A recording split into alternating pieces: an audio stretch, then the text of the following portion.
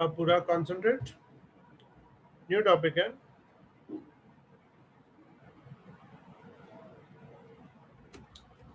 Electric potential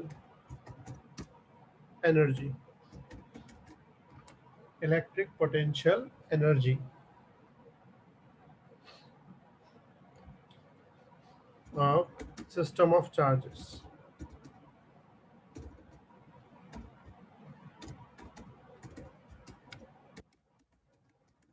ठीक है, पूरा ध्यान। कंसिडर करो एक पॉइंट पे चार्ज है Q1 और Q1 चार्ज से एक पर्टिकुलर पॉइंट है P पॉइंट और इनके बीच का डिस्टेंस है R1P। पूरा ध्यान। कंसिडर पॉइंट चार्ज Q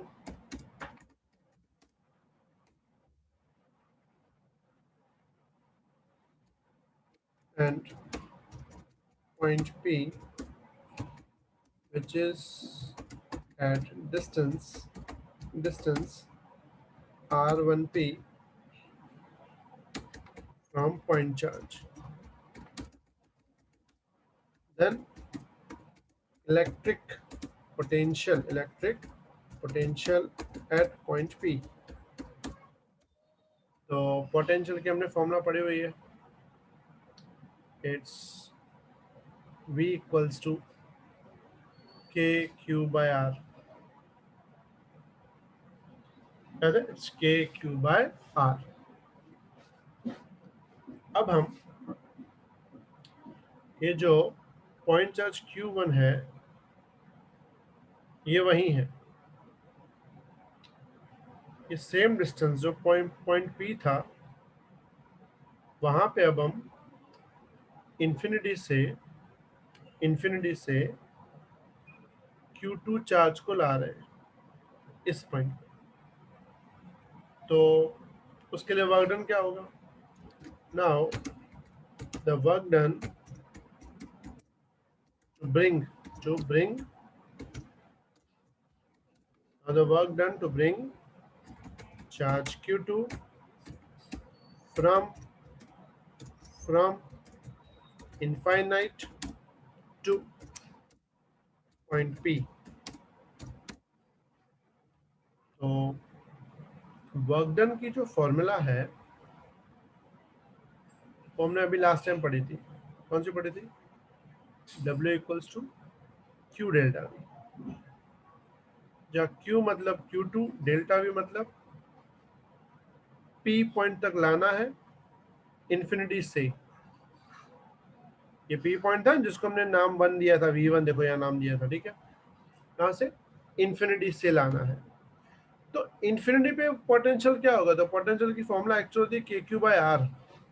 अगर मैं R को इन्फिनिटी ले लूं तो मुझे बताओ 1 अपॉन इन्फिनिटी क्या होता है?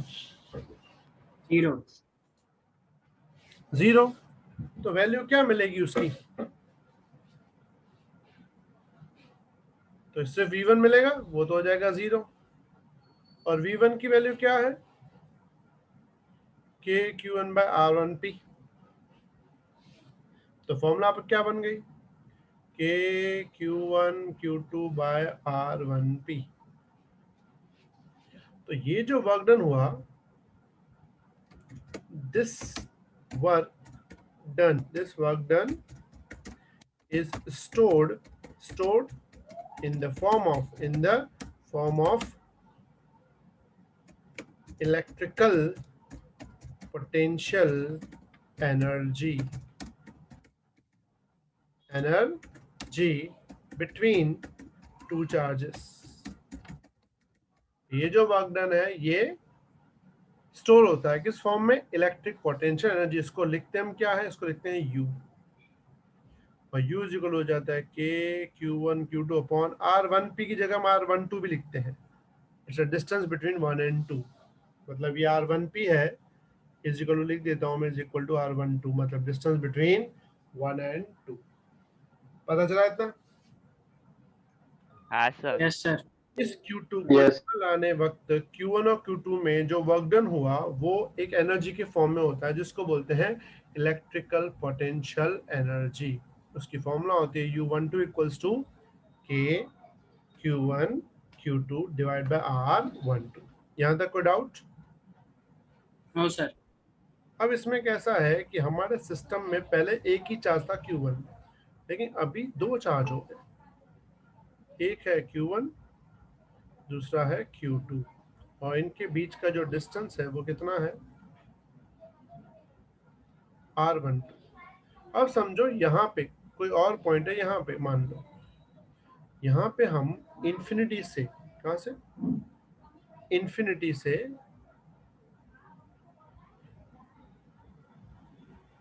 Q3 चार्ज को ला रहे हैं इस पॉइंट पे, और ये पॉइंट जो है ये यहाँ से कितना दूर है? ये यहाँ से दूर है करीबन R13, और ये कितना दूर है? R23। मतलब अब ये Q3 जब इस सिस्टम में आएगा, यहाँ पे आएगा, तो जब Q2 आया था ना, उसको सिर्फ Q1 के अगेंस्ट वर्क करना था, लेकिन जब Q3 आएगा ना तो उसको Q1 के अगेंस्ट तो वर्क करना ही है, Q2 के अगेंस्ट भी वर्क करना है। मतलब now if charge Q3 is brought at particular point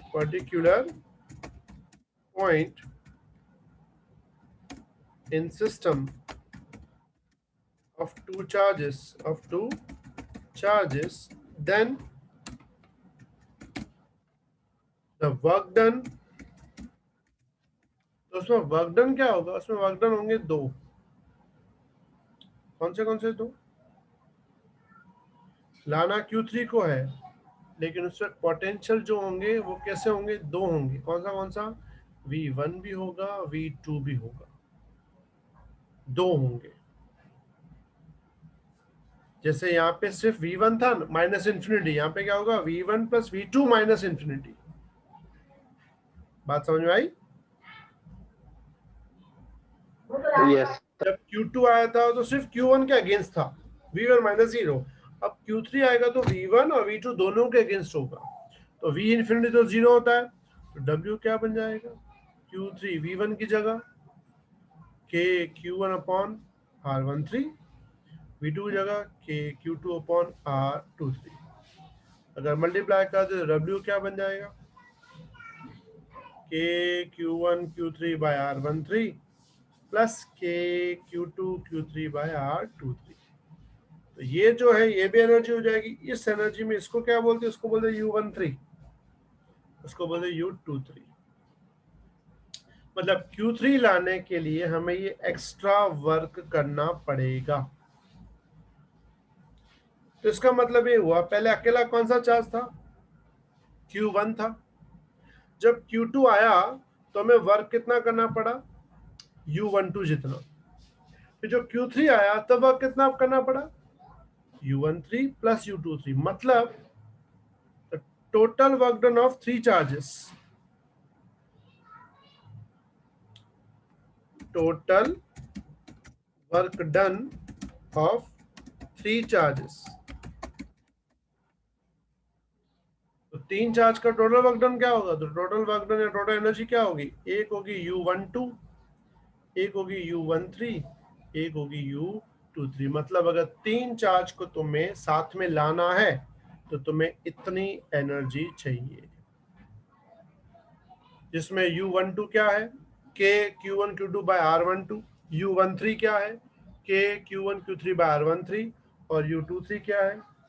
K Q2 Q3 by R23। मतलब डिस्टेंस बिटवीन 2 एंड 3, R का मतलब होता है। तो ये तीन सिस्टम का चार्ज हो गया। सिमिलरली अगर यहाँ पे चौथा चार्ज लाना होता तो किसके किसके अगेंस्ट लाना पड़ता? Q1 Q2 और Q3। मतलब अगर चौथा चार्ज लाना पड़ेगा तो 1 के अगेंस्ट भी लाना पड़ेगा, यानी वो होगा U14। 2 के अगेंस्ट भी लाना पड़ेगा, वो होगा U24। 3 के अगेंस्ट भी लाना पड़ेगा, वो क्या होगा U34। मतलब U14, U24, U34 ये तीनों इंक्रीज होंगे। मतलब ऑलरेडी ये 3 तो हैं ही, लेकिन चौथा चार्ज लाने के लिए हमें 3 और चाहिए होंगे। मतलब टोटल कितने हो जाएंगे? 6 हो जाएंगे। 6. मतलब 3 चार्ज के लिए 3, लेकिन 4 चार्ज करने हो तो 4 नहीं, सीधा 6 हो जाएंगे। सिमिलरली अगर 5वां चार्ज करना हो तो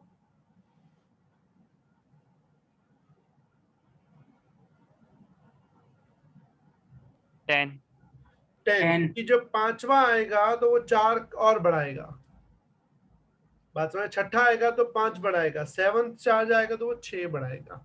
समझ में आया मेरा बात? Clear everyone? Yes sir. Yes. तो फटाफट लिख लो, लिख के मुझे मैसेज करो फास्ट।